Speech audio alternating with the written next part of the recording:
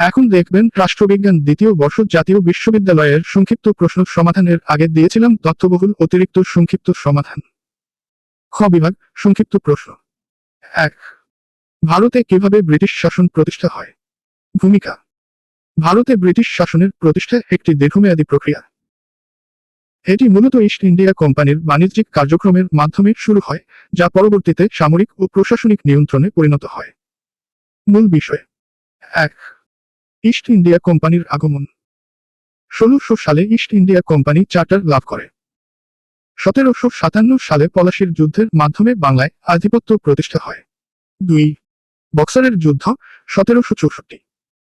বক্সারের যুদ্ধে ব্রিটিশরা বাংলা, বিহার ও ওড়িশার দেওয়ানি অধিকার লাভ করে। 3।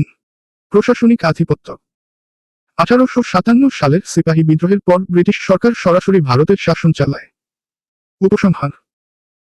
ব্রিটিশরা প্রথমে অর্থনৈতিক শক্তি হিসেবে আত্মপ্রকাশ করলেও সামরিক ও প্রশাসনিক কৌশলের মাধ্যমে ভারতবর্ষে তাদের শাসন প্রতিষ্ঠা করে। 2। 1757 সালে পলাশীর যুদ্ধে সিরাজউদ্দৌলার পরাজয়ের কারণসমূহ আলোচনা কর। ভূমিকা।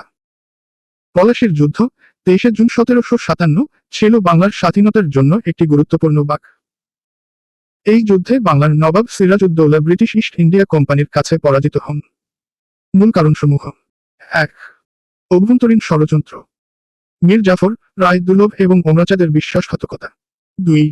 সামরিক দুর্বলতা। নবাবের বাহিনী ছিল প্রশিক্ষণ ও অস্ত্রশস্ত্রে দুর্বল। 3। ইস্ট ইন্ডিয়া কোম্পানির পরিকল্পনা ও অর্থ। রবার্ট ক্লাইভের কৌশল ও কোম্পানির আর্থিক শক্তি। 4।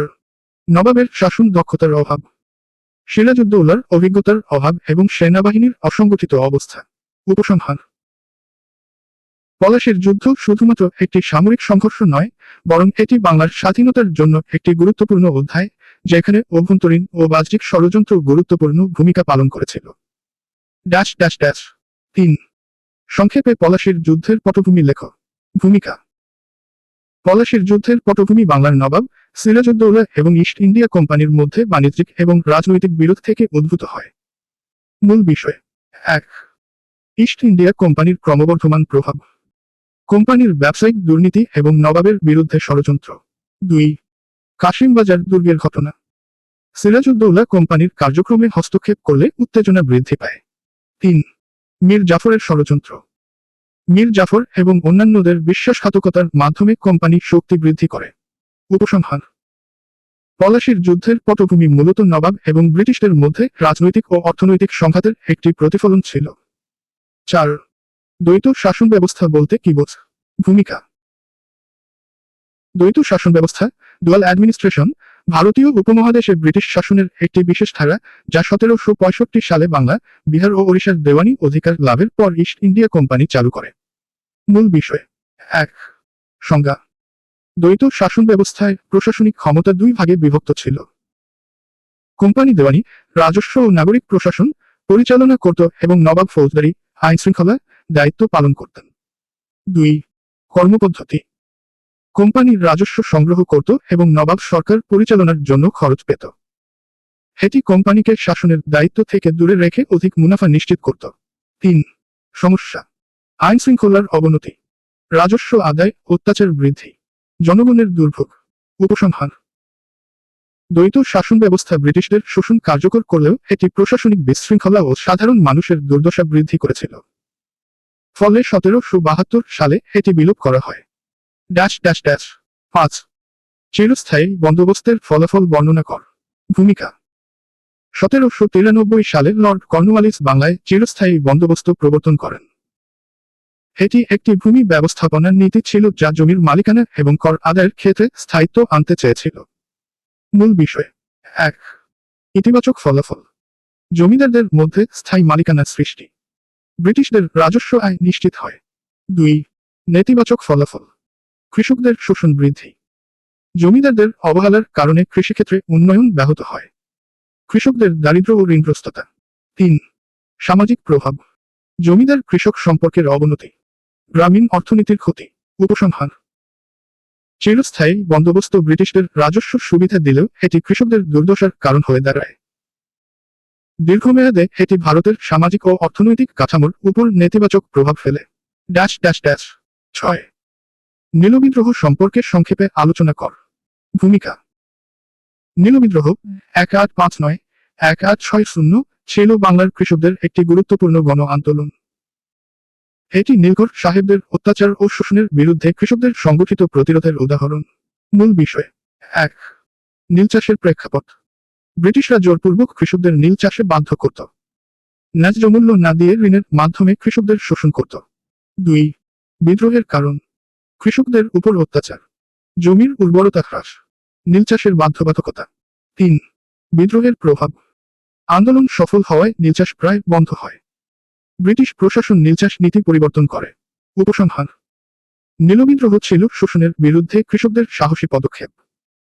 এটি ভারতীয় কৃষকদের অধিকারের জন্য সংগ্রামের এক গুরুত্বপূর্ণ অধ্যায়। 7. আলিগড় আন্দোলন কি? ভূমিকা। আলিগড় আন্দোলন 19 শতকের শেষার্ধে একটি শিক্ষামূলক ও সামাজিক পুনর্জাগরণমূলক আন্দোলন ছিল, যা স্যার সৈয়দ আহমদ খানের নেতৃত্বে শুরু হয়। এটি মুসলিম সমাজের শিক্ষার অগ্রগতি নিশ্চিত করতে কেন্দ্রীভূত ছিল। মূল বিষয়। 1. লক্ষ্য।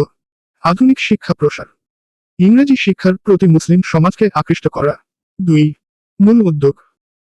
1875 সালে Aligarh Mohammedan Anglo oriental college প্রতিষ্ঠা। শিক্ষার মাধ্যমে মুসলিমদের রাজনৈতিক ও সামাজিক উন্নয়ন। 3. প্রভাব। মুসলিমদের মধ্যে শিক্ষার প্রসার, জাতীয় আন্দোলনে মুসলিম অংশগ্রহণ বৃদ্ধি। উপসংহার। আলিগড় আন্দোলন মুসলিম সমাজের উন্নয়নের একটি মাইলফলক ছিল, যা শিক্ষার প্রসারের মাধ্যমে জাতিগত উন্নয়নকে ত্বরান্বিত করে। 8. সমাজ সংস্কারে ঈশ্বরচন্দ্র বিদ্যাসাগরের অবদান উল্লেখ কর। ভূমিকা। ঈশ্বরচন্দ্র বিদ্যাসাগর 1820-1891 ছিলেন বাংলার অন্যতম শ্রেষ্ঠ সমাজ সংস্কারক। তিনি শিক্ষা, নারী অধিকার এবং সমাজের অন্ধবিশ্বাস দূরীকরণে অসামান্য অবদান রাখেন। তার চিন্তাধারা ও কর্ম পদ্ধতি ভারতীয় সমাজের আধুনিকীকরণে গুরুত্বপূর্ণ ভূমিকা পালন করে। মূল বিষয়। 1. নারী শিক্ষার প্রসার। 1856 সালে বিদ্যাসাগর বিধবা বিবাহ আইন পাশের জন্য গুরুত্বপূর্ণ ভূমিকা পালন করেন।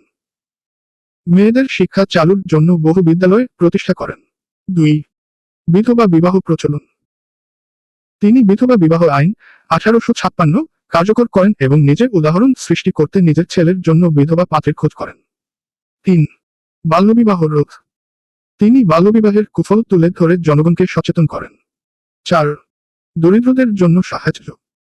দরিদ্র ছাত্রদের জন্য বিদ্যালয়ের ফি মওকুফ এবং বিনামূল্যে বই বিতরণ করেন। উপসংহার। ঈশ্বরচন্দ্র বিদ্যাসাগর ছিলেন সমাজের প্রকৃত পথ প্রদর্শক। তার উদ্যোগগুলো সমাজের কাঠামোগত পরিবর্তনে সহায়ক ভূমিকা পালন করে, যা আজও শ্রদ্ধার সঙ্গে স্মরণীয়। 9. ভারতীয় জাতীয় কংগ্রেসের লক্ষ্য ও উদ্দেশ্য কি ছিল? ভূমিকা। 1885 সালে প্রতিষ্ঠা ভারতীয় জাতীয় কংগ্রেস ছিল ভারতের প্রথম জাতীয় রাজনৈতিক সংগঠন। এটি ব্রিটিশ শাসনের বিরুদ্ধে ভারতীয় জনগণের রাজনৈতিক অধিকার প্রতিষ্ঠার মূল কেন্দ্রবিন্দু হয়ে ওঠে। মূল বিষয়। 1. প্রাথমিক লক্ষ্য।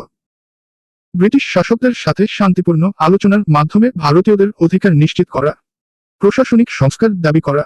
2. দ্বিতীয় ধাপের লক্ষ্য। 1905 সালের পর পূর্ণ স্বরাজ বা সম্পূর্ণ স্বাধীনতার দাবিতে আন্দোলন শুরু করা। 3. প্রধান উদ্দেশ্য। ভারতীয়দের মধ্যে জাতীয়তাবাদ জাগ্রত করা, শিক্ষা ও জনসচেতনতা বৃদ্ধি, ব্রিটিশ শাসনের অন্যায় নীতির বিরুদ্ধে প্রতিবাদ করা। উপসংহার। ভারতীয় জাতীয় কংগ্রেস ভারতের স্বাধীনতার আন্দোলনে গুরুত্বপূর্ণ ভূমিকা পালন করে। এটি ভারতীয় জনগণের রাজনৈতিক জাগরণ এবং একতার প্রতীক হয়ে ওঠে। 10. বঙ্গভঙ্গ 1905 কি? ভূমিকা। বঙ্গভঙ্গ 1905 সালে লর্ড কার্জনের মাধ্যমে একটি প্রশাসনিক বিভাজন ছিল, যা পূর্ববঙ্গ এবং পশ্চিমবঙ্গকে আলাদা করার পরিকল্পনা করেছিল। এটি বাংলার জাতীয়তাবাদী আন্দোলনের সূচনা ঘটায়। মূল বিষয়। 1.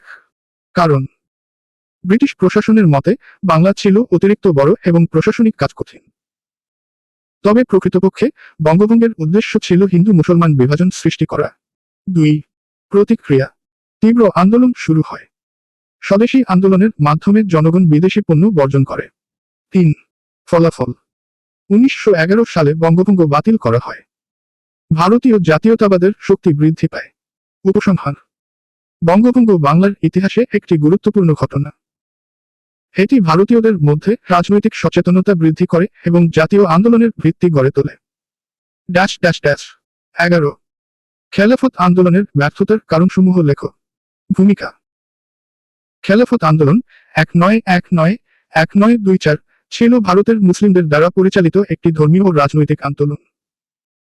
এটি ব্রিটিশ সরকারের তুরস্কের খেলাফত ব্যবস্থা বিলোপের বিরুদ্ধে একটি প্রতিবাদ ছিল। মূল বিষয়। 1 অভ্যন্তরীণ সমস্যা। মুসলিম সম্প্রদায়ের মধ্যে ঐক্যের অভাব, নেতৃত্বের মধ্যে মতবিরোধ। 2 গান্ধীজির অসহযোগ আন্দোলনের সাথে সংযোগ। খেলাফত আন্দোলন এবং অসহযোগ আন্দোলনের মধ্যে সংযোগ কার্যকর হতে পারেনি। 3 তুরস্কের রাজনীতি পরিবর্তন। 1924 সালে কামাল আতাতুর্ক নিজেই খেলাফত প্রথা বিলোপ করেন। 4 অর্থনৈতিক ও সামাজিক প্রভাব। আন্দোলনের নেতিবাচক প্রভাব কৃষক ও শ্রমিক শ্রেণীর ওপর পড়ে। উপসংহার। খেলাফত আন্দোলন মুসলিম জনগোষ্ঠীর মধ্যে রাজনৈতিক সচেতনতা বাড়ালেও কার্যকর বাকি প্রশ্নগুলোর উত্তরও একই ধাঁচে প্রস্তুত করছে। 17 ক্রিপস মিশন কি? ভূমিকা। ক্রিপস মিশন ছিল 1942 সালে ব্রিটিশ সরকারের একটি বিশেষ রাজনৈতিক উদ্যোগ যা দ্বিতীয় বিশ্বযুদ্ধের সময় ভারতীয় জাতীয়তাবাদীদের সমর্থন লাভের উদ্দেশ্যে প্রেরিত হয়। এই মিশন স্যার স্ট্যাফোর্ড ক্রিপসের নেতৃত্বে পরিচালিত হয়। মূল বিষয়। 1 প্রস্তাবের মূল বিষয়। যুদ্ধ শেষে ভারতকে ডমিনিয়ন স্ট্যাটাস দেওয়া হবে। প্রদেশগুলোকে পৃথক রাষ্ট্র হওয়ার অধিকার থাকবে। একটি গঠনতন্ত্র সভা তৈরি করা হবে। 2 ভারতীয়দের প্রতিক্রিয়া। কংগ্রেস প্রস্তাব প্রত্যাখ্যান করে কারণ এতে পূর্ণ স্বাধীনতার কথা উল্লেখ ছিল না।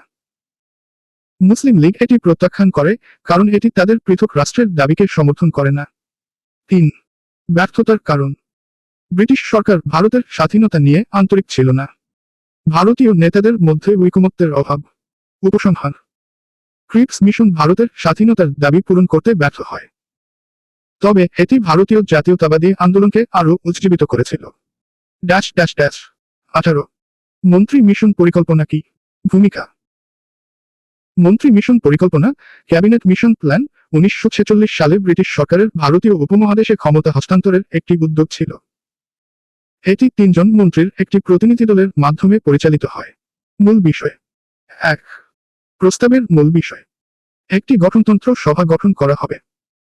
ভারতকে 3টি বিভাগে বিভক্ত করা হবে: হিন্দু, মুসলিম এবং সংখ্যালঘু অঞ্চল। কেন্দ্রীয় সরকারের হাতে প্রতিরক্ষা ও যোগাযোগ থাকবে। 2 ভারতীয় প্রতিক্রিয়া। কংগ্রেস একে পূর্ণ সমর্থন দেয়নি।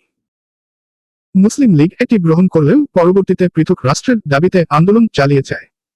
3 পরিণতি। পরিকল্পনা ব্যর্থ হয়। ভারত বিভাজনের পথ আরও সুগম হয়। উপসংহার। মন্ত্রী মিশন পরিকল্পনা ভারতীয় উপমহাদেশে একক রাষ্ট্র গঠনের একটি গুরুত্বপূর্ণ প্রচেষ্টা হলেও এটি কংগ্রেস ও মুসলিম লীগের মতপার্থক্যের কারণে সফল হয়নি। ড্যাশ ড্যাশ ড্যাশ 19 মাউন্টব্যাটেন পরিকল্পনা কি? ভূমিকা। মাউন্টব্যাটেন পরিকল্পনা মাউন্টব্যাটেন প্ল্যান 1947 সালে ব্রিটিশ শাসনের সমাপ্তি ও ভারত বিভাজনের একটি ঐতিহাসিক পরিকল্পনা। লর্ড মাউন্টব্যাটেন ব্রিটিশ ভারতের শেষ ভাইসরয় ছিলেন যিনি এই পরিকল্পনা উপস্থাপন করেন। মূল বিষয়। 1 মূল প্রস্তাব।